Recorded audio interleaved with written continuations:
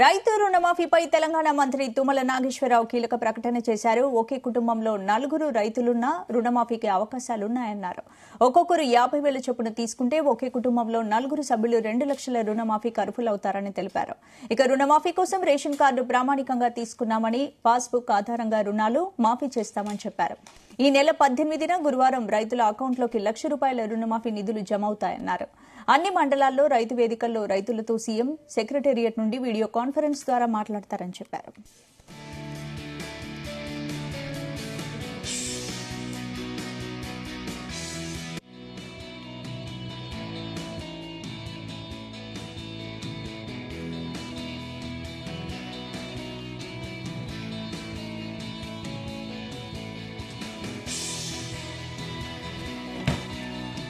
రైతు రుణమాఫీపై తెలంగాణ మంత్రి తుమ్మల నాగేశ్వరరావు కీలక ప్రకటన చేశారు. ఒకే కుటుంబంలో 4 రైతులున్న రుణమాఫీకి అవకాశాలున్నాయన్నారు. ఒక్కొక్కరు 50,000 చొప్పున తీసుకుంటే ఒకే కుటుంబంలో 4 సభ్యులు 2 లక్షల రుణమాఫీకి అర్హులవుతారని తెలిపారు. ఇదే అంశానికి సంబంధించి పూర్తి అప్డేట్స్ మా ప్రతినిధి శ్రీచరణ్ అందిస్తారు. శ్రీచరణ్. స్పందన agriculture minister Tummala Nageswararao chitchat లో పలు అంశాలు ప్రస్తావించారు. ఈ నెల 18వ తేదీ నుండి ₹1,00,000 వరకు కూడా సీఎం రైతు రుణమాఫీ చేయబోతున్నారని కూడా ఆయన ప్రకటించారు. అన్ని మండల కేంద్రాల్లో రైతు వేదికల్లో రైతులతో సీఎం సెక్రటేరియట్ నుండి వీడియో కాన్ఫరెన్స్ ద్వారా మాట్లాడతారు. అలాగే దాంతోపాటు ఆగస్టు లోపు రుణాలు మాఫీ చేయాలని కూడా ప్రభుత్వం లక్ష్యంగా పెట్టుకుందని కూడా మంత్రి ఆఫ్ ద రికార్డ్ కూడా పేర్కొన్నారు. కుటుంబ సభ్యులు రుణాల మాఫీ కోసము రేషన్ కార్డు ప్రామాణికం కానీ పాస్బుక్ ఆధారంగా తీసుకున్న రుణాలు మాఫీ చేస్తామని కూడా మంత్రి ప్రస్తావించారు. ఒక్క కుటుంబానికి 2 లక్షల రుణమాఫీ మాత్రమే ఉంటుందని, అలాగే 50,000 నుండి 50,000 రుణం నుండి 2 లక్షల వరకు ఉంటే ఒకే కుటుంబంలోని 4 సభ్యులు మంత్రి ప్రస్తావించారు. గతంలో రుణమాఫీ 20,000 కోట్లు కట్టాల్సింది 13,000 కోట్లు రుణాలు మాత్రమే మాఫీ అయ్యాయి. టెక్నికల్ సమస్యల కారణంగా 14,000 కోట్లు రిటర్న్ వచ్చాయని కూడా మంత్రి ప్రస్తావించారు. 60 లక్షల ఖాతాల్లో 6 లక్షల మంది రైతులకు రేషన్ కార్డులు లేవు అని కూడా మంత్రి ప్రస్తావించారు. గతంలో 1,00,000 వరకు రుణమాఫీ చేశారు. అప్పులు వడ్డీల కిందనే అవన్నీ కూడా పోయాయి. ఇప్పుడు విడతల వారీగా కూడా అప్పుడు వడ్డీల కిందనే పోయాయి. ఎట్ ది సేమ్ టైం అప్పుడు కూడా విడతల వారీగానే చేశారు.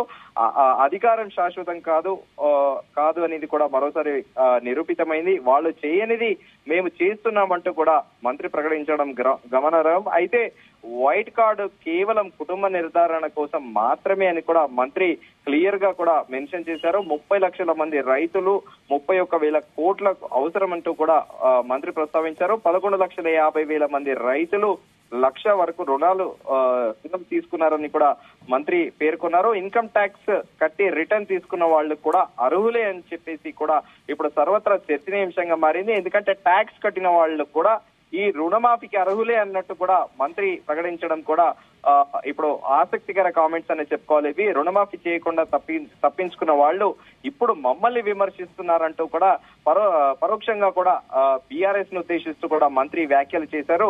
మేము అధికారంలో వచ్చిన తర్వాత రుణమాఫీ చేస్తానని అన్నాము. ఎమ్మెల్యేలు, ఐఏఎస్ పెద్దలకు రుణమాఫీ ఉండదని కూడా మంత్రి ప్రకటించారు. రైతులను రుణ విముక్తి చేయాలనే మా ప్రభుత్వ లక్ష్యము, మెయిన్ ఎజెండా అదే అని కూడా మంత్రి ప్రస్తావించారు. మండల స్థాయిలో అగ్రికల్చర్ ఆఫీసర్ కోఆర్డినేట్ చేస్తారు ఈ రైతు రుణమాఫీకి సంబంధించి అని కూడా మంత్రి ప్రస్తావించారు. ఈ నెల 18వ తేదీన 6,000 కోట్లు ఒకేసారి రైతుల ఖాతాల్లో జమ చేయబోతున్నాము. అలాగే 2 లక్షల పైగా ఉన్న వారి మీద ఉన్న డబ్బులు బ్యాంకుకు ముందే కూడా చెల్లించాలంటూ కూడా మంత్రి కీలక వ్యాఖ్యలు చేశారు. అయితే ఇప్పుడు మనం చూస్తున్నాము 2 రోజులుగా కూడా రైతు రుణమాఫీ పైన కొద్ది రోజుల కిందట ముఖ్యమంత్రి రేవంత్ రెడ్డి స్వయంగా ఢిల్లీలో కూడా మీడియాతో మాట్లాడినప్పుడు అసలు రేషన్ కార్డ్ అనేది క్రైటీరియా కానే కాదు రైతు రుణమాఫీకి అన్నారు. కానీ ప్రభుత్వం విడుదల చేసిన గైడ్ లైన్స్ లో మాత్రము బ్యాంక్ కి అంటే ఎవరైతే లోన్ తీసుకుంటారో ఆధార్ కార్డు అప్పుడున్న పాస్బుక్ కి జత రేషన్ కార్డు ఎవరికైతే ఉందో వారికి వర్తిస్తుంది అని ఆ గైడ్ లైన్స్ లో పేర్కొనడము సర్వత్రా చర్చనీయాంశంగా మారింది. అయితే 2018 రుణమాఫీ కింద 20,000 కోట్లు ప్రకటించి 2023 ఎన్నికల సంవత్సరంలో 13,000 కోట్లు మాత్రమే విడుదల చేసింది గత ప్రభుత్వం అని కూడా మంత్రి ప్రస్తావించారు. అందులో 1,400 కోట్లు వెనక్కి వచ్చిన కనీసం స్పందన లేని ప్రభుత్వాలు ఈ రోజులో మైకుల ముందుకు వచ్చి మాట్లాడడం విడ్డూరంగా ఉందని కూడా మంత్రి తుమ్మల నాగేశ్వరరావు పరోక్షంగా కేటీఆర్ ను ఉటంకిస్తూ కూడా ఈ వ్యాఖ్యలు చేశారు.